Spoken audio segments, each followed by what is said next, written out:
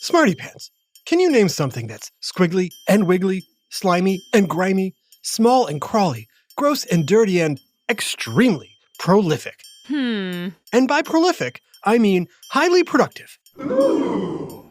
Sounds like a pretty interesting creature, don't you think? Want a hint what it is? It can also be put on the end of a hook to help catch a fish.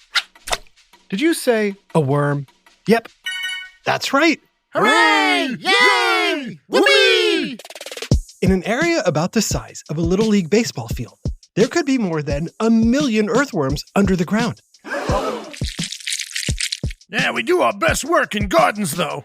Oh, hey, are you in charge of this worm army? That's right.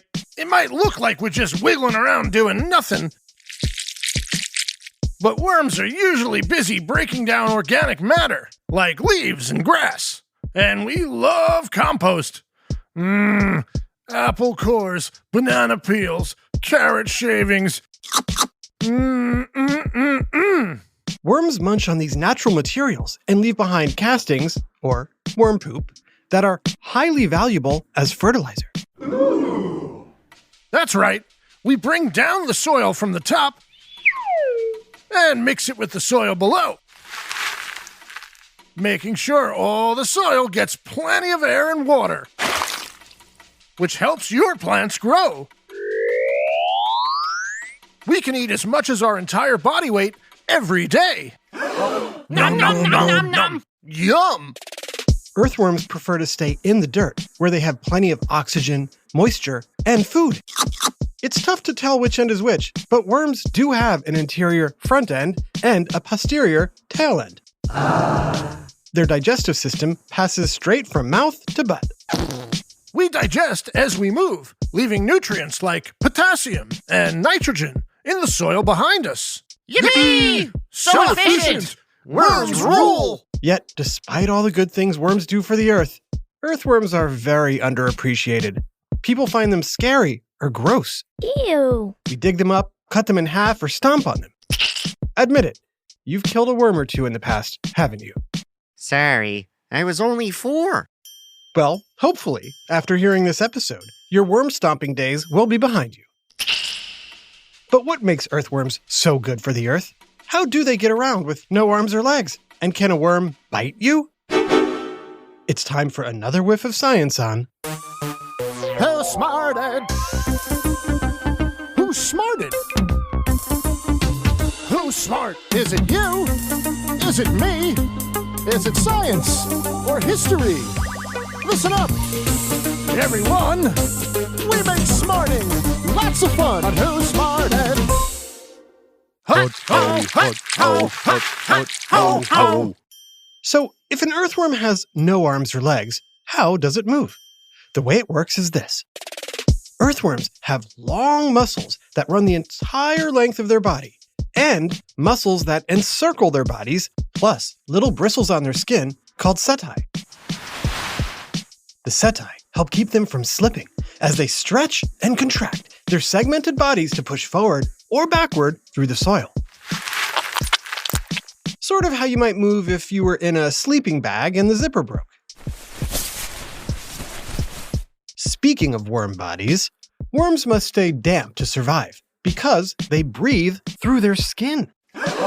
Weird, right? Earthworms don't have lungs. Our skin's gotta stay moist so we can absorb oxygen straight through our skin and into our bloodstream. And to pump all that oxygenated blood to our muscles to move through the soil, we have 5 hearts. That's a lot of hearts. There's also a lot of worms. Smarty Pants, care to take a guess how many types of worms there are? Are there A, 100 types, B, 1,000 types, C, 10,000 types, or D, hundreds of thousands of types of worms? If you said D, hundreds of thousands of different kinds of worms, then you're right. There's flatworms, tapeworms and flukes, roundworms, hookworms and threadworms, and some of these are parasites who feed on humans or other mammals. We've got 5 hearts, or 6 if we're a heartworm living inside a doggy. There's also aquatic worms like horsehair worms, detritus worms, or planaria worms. But the worms we're chatting with today are in the phylum Annelida. segmented worms, and more specifically, Eisenia fetida, one of approximately 2,700 species, commonly known as earthworms. We're the best. Of course, I might be biased. Yeah! Earthworms rule! We're the coolest! Cool indeed. In fact, worms are cold-blooded, so they seek out soil that's not too hot and not too cold to regulate their body temperature. Earthworms are also hermaphrodites, which means they all have both male and female reproductive organs. So all worms lay egg capsules. Then, in 2 to 3 weeks, between 1 and 5 baby worms will hatch from the tiny cocoons. They'll be smaller than an inch long. And oh, so cute! They'll reach their full size in about a year.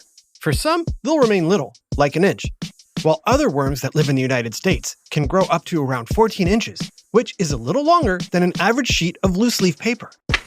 But in other parts of the world, some types of earthworms can become enormous. Whoa. Hey, Smarty Pants, can you guess the approximate length of the longest worm ever found? Was it A, as long as a loaf of bread, B, as long as a bathtub, C, as long as a pickup truck, or D, as long as a 747 passenger plane?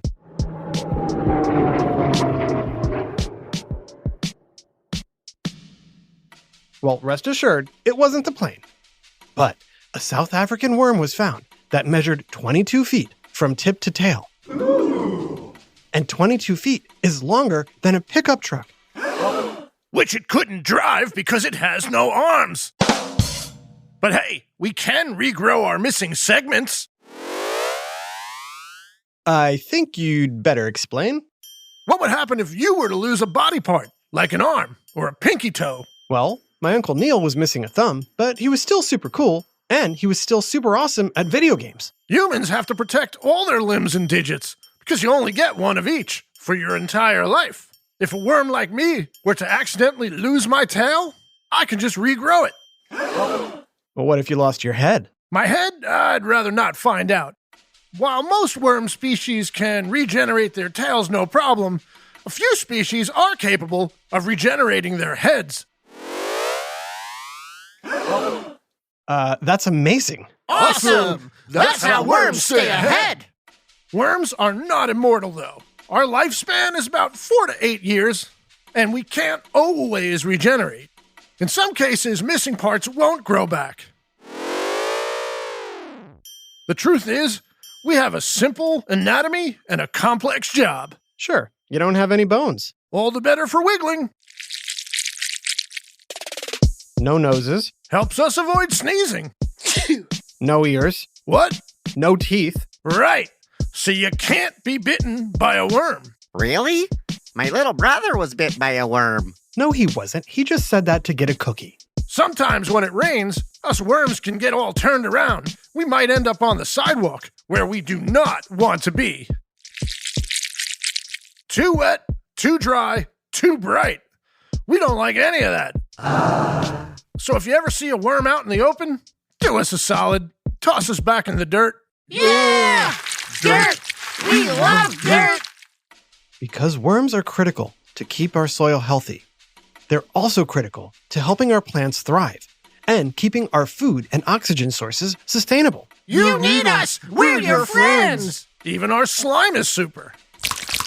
It is? Yep, our slime helps keep us moist. Ah, do you remember why worms need to stay moist? Okay, I heard some of you say it. Because that's how they breathe. Through our skin. The slime also contains nitrogen, an important nutrient for plants. And the slime holds soil together in formations called aggregates. Aggregates help keep the soil stable, prevent erosion, ensure greater crop productivity, and even limit CO2 production, which helps slow climate change. Whoa. Wow, earthworms really are good for the earth. But here's something interesting. Most of the earthworm species in the United States are not indigenous to North America, which just means they haven't always lived here. So where did they come from? How did they get here? It's not like they could swim across the ocean or inch their way over from Asia. Or is it? Huh? We'll have the answer to this worm mystery right after this quick message. Now back to Who Smarted.